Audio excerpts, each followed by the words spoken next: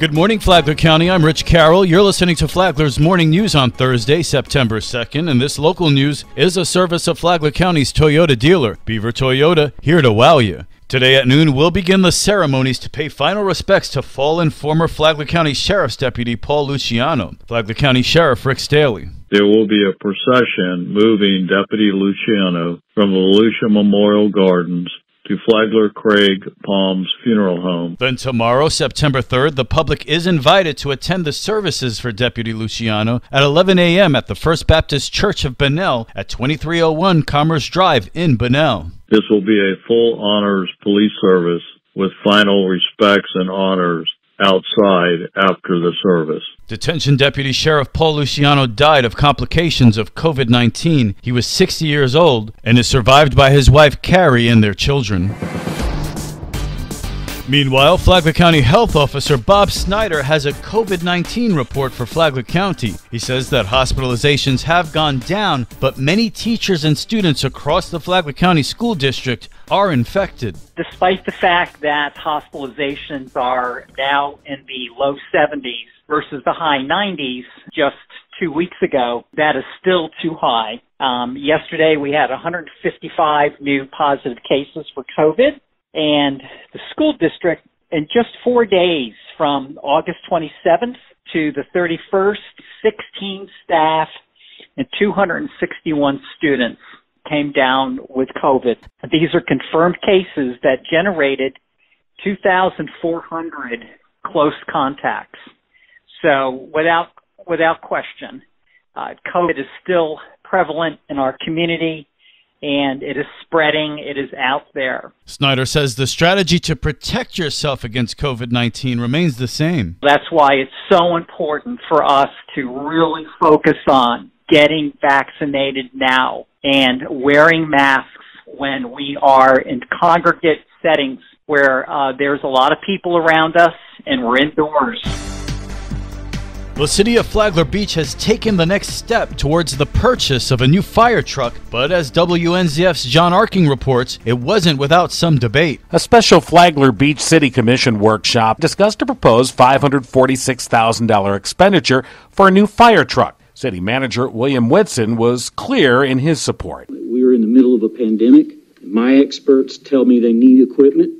They know this is city. They know what they do each and every day. I'm going to support them. However, the decision brought out residents who offered their take on the proposal. Some were in favor. I support our fire department, and if our fire department says we need a truck and we've got the money, let's get the truck and let's move forward. I don't think anybody here, as you said, is driving a car that's 25 years old. I defy anyone to say that they do. So thank you for your time, and I say let's support our fire department. Others were against. Flagler Beach Fire Department should be interested in looking into innovative approaches on how they deliver services while saving money and reducing the wear and tear on the frontline equipment. If the fire department continues to fund trucks and equipment the way they are with 3 trucks, the infrastructure surge tax account will not sustain future purchases. Commissioner Jane Mealy, however, said the purchase was not out of the ordinary. The commission over the last several years has worked on planning a rotation of buying vehicles in every department. Police department, I believe we buy 2 or 3 a year. We rotate the old ones out. We do the same thing with the garbage trucks. And so we've been planning for this one for the last 4 years. But this would be year 5. So just a statement that this is not unusual to be replacing old equipment. The city wants to replace engine 111, a 1996 Pierce pumper valued at about $2,000 with a leaky water tank and a broken air conditioning unit. The replacement would be a 2020 Pierce demonstration fire truck with a 750-gallon tank and only 3,000 miles on the odometer. From the WNZF Newsroom, I'm John Arking.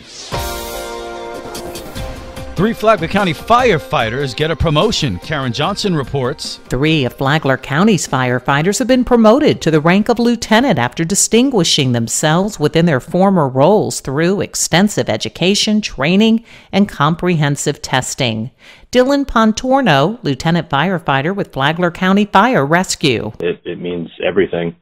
We all worked very hard for it, studying long hours, all of the study material that they gave out for the test itself, but not just the test, because that's just part of something that we have to do to get the promotion, but it's actually on the job training. Jake Gonzalez, John Moskowitz, and Dylan Pontorno were promoted of the 13 applicants who tested. The men will be honored at a ceremony on October 1st. I'm Karen Johnson.